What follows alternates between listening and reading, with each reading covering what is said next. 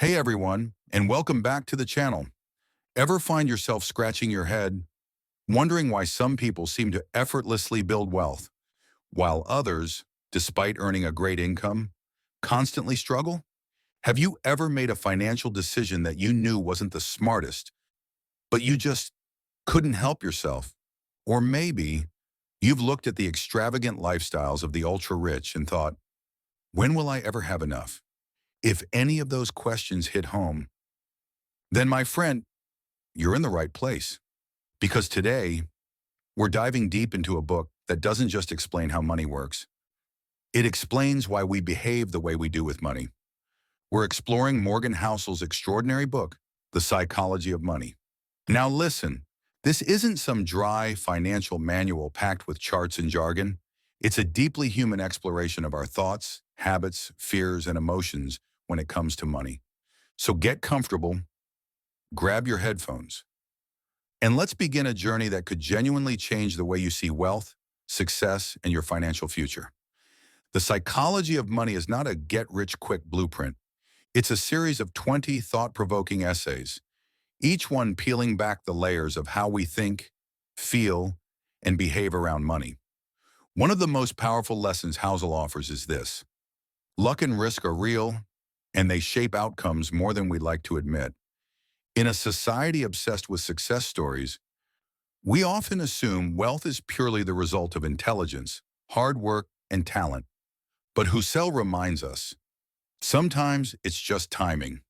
The tech founder who launched right before the market boomed? Yes, they may be smart, but they were also lucky. And the savvy investor who lost everything during an economic crash?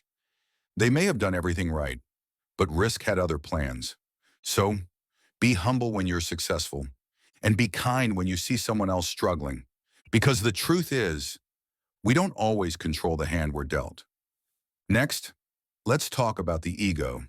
Housel argues that your ego can be the biggest enemy of your financial health. Why? Because when we care too much about looking rich, we often sabotage our chances of becoming rich.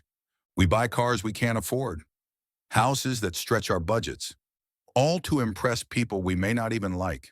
True wealth, Housel says, is what you don't see. It's the money you didn't spend. It's your freedom. It's your peace of mind. So ask yourself, are you chasing status or are you building freedom? Let's talk about one of the most profound ideas in the book. A word we rarely stop to define: enough. In a world that constantly whispers, more, more, more. Housel stops us in our tracks and asks, when is enough truly enough? Think about it. What are you chasing? A bigger house? A faster car? More zeros in your bank account? The truth is, the pursuit of more, when you've already got enough, can quietly become the enemy of happiness. So pause, reflect, decide what enough looks like for you, and protect it with your life. Now let's shift to a quieter superpower: compounding. You've probably heard of it. Your money earns money, and then that money earns money, and on it goes. But here's what most people miss. Compounding isn't just about numbers. It's about time and patience. Warren Buffett didn't build his fortune because he found the hottest stock tip. He did it by staying invested for over 7 decades. Time is the most powerful force in finance. But in our world of instant gratification, compounding feels slow, boring even. Yet that's exactly why it works. So stay the course, be consistent, and trust the process. Now here's a sobering truth. Getting rich and staying rich are two very different things. Getting rich? That takes risk, ambition, optimism. But staying rich? That takes humility, frugality, and yes, a healthy dose of paranoia. It's easy to feel invincible when the market's booming, but real wealth is preserved in the quiet moments. When you choose not to overspend, not to over-leverage, and not to take that one big reckless bet. And then there's loss aversion. We all feel it. That sting when we lose money. Research shows a loss feels twice as painful as an equivalent gain feels good. So what do? We hold on to losing investments, hoping they'll bounce back. We take risks we shouldn't, just to get even. But losses are part of the game. Accept them, learn from them, and never let them drive your decisions. One of Housel's greatest teachings is this: think long-term. The news cycle screams at us every day. But true wealth, it grows slowly, quietly, over years and decades. Be the tortoise, not the hare. Let compounding work. Ignore the noise and stay focused on the big picture. Beware the voice of pessimism. It sounds smart. It feels rational. But often, it's just fear. In disguise. Yes, risks are real. But so is progress. So is innovation. So is hope. Believe in the future, because historically, it's always found a way to grow. Another beautiful reminder from Housel: you're not a spreadsheet. You're a person with fears, with dreams, with a past. Maybe the rational choice isn't always the right one for you.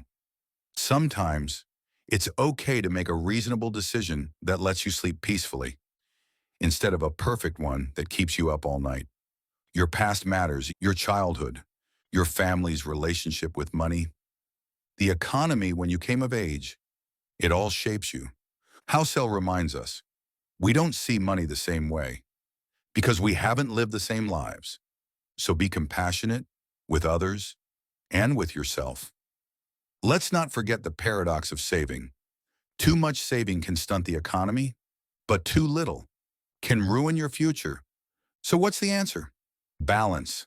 Save with purpose. Spend with intention.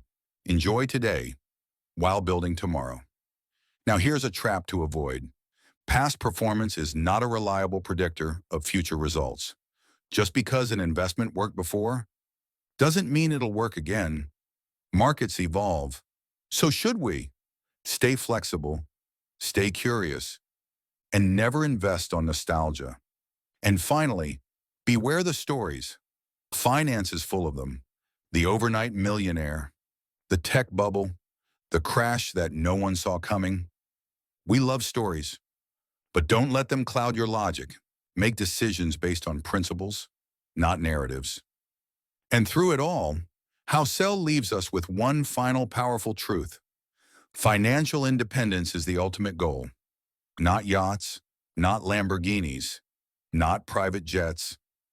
Just this: the freedom to control your time, to wake up and choose what you do and why. Because that is the truest form of wealth.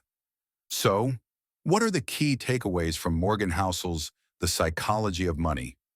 It's not a magic formula for instant riches, but rather a collection of timeless principles grounded in human psychology that can help us build a healthier and more sustainable relationship with money. Firstly, recognize the role of luck and risk. Be humble in success and empathetic in failure. Avoid attributing all outcomes solely to skill or stupidity. Secondly, manage your ego. Focus on building true wealth, which is often invisible, rather than chasing fleeting displays of it. Thirdly, define enough.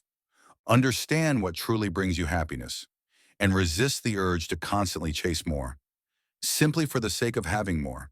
Fourthly, embrace the power of compounding. Be patient and let time work its magic. Focus on consistent progress over the long term. Fifthly, understand the difference between getting wealthy and staying wealthy. The skills required for each are distinct. Preservation requires frugality, humility, and a degree of paranoia. Sixthly, be aware of your dislike of losses. Don't let loss aversion lead to irrational decisions. Accept that setbacks are part of the journey. Seventhly, think long-term, ignore short-term noise, and focus on the fundamental drivers of growth. Eighthly, be wary of pessimism.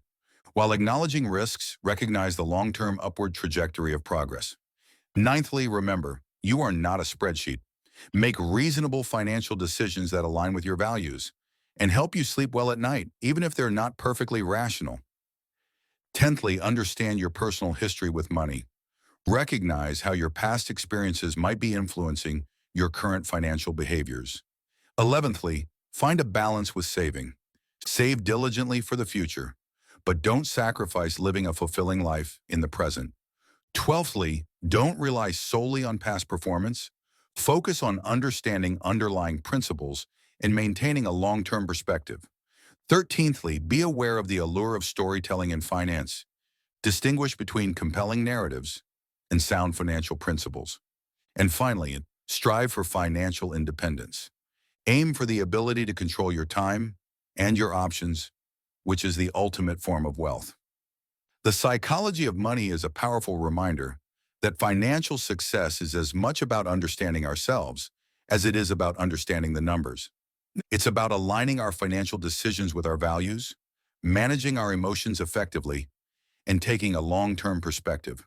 By embracing these principles, we can build not just wealth, but also a sense of peace and control over our financial lives. What resonated most with you from this summary? What are some of your own experiences with the psychology of money? Let's continue the conversation in the comments below. If you found this in-depth summary helpful, please give it a thumbs up and consider subscribing for more insightful content like this.